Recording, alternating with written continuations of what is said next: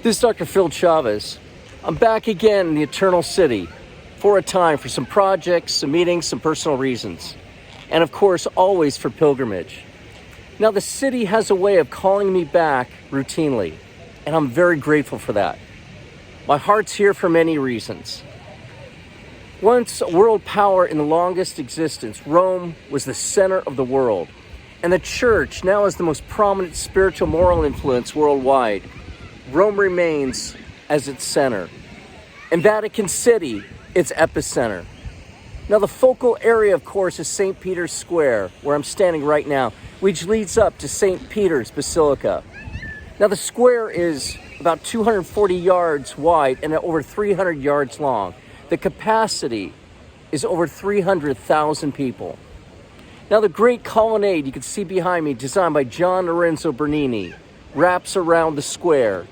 284 columns form two arcs of 4 rows, which are perfectly aligned.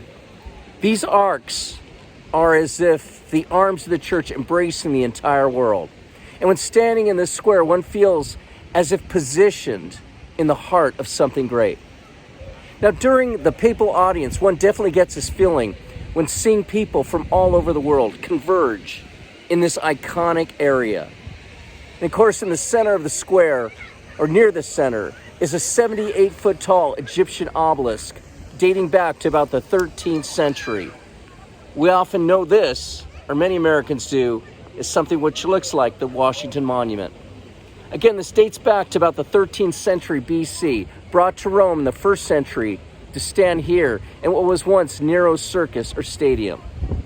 That obelisk stood originally near its present position, or actually about 100 yards away.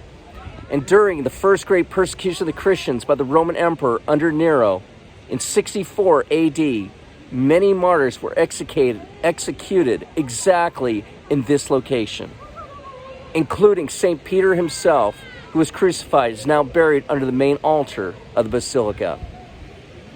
I think it's important that every man spend some time yearly at a place which gives him spiritual awakening or renewal.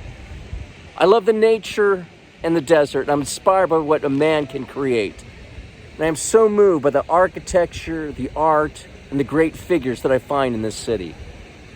Now, according to my faith, it was and is Jesus Christ who's the chief inspiration for all that has occurred here, and all that is great which ensues. I like that passage in John. In me you may have peace. In the world you have tribulation, but be of good cheer. I have overcome the world. He does this mainly through the cross, which still stands tall in the life and the center of the church. The Latin inscription at the base of this obelisk behind me says, Ecce crux Domini, fugite partis adversae, vicit Leo de tribu Juda.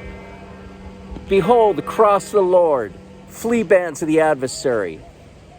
The Lion of the tribe of Judah has conquered.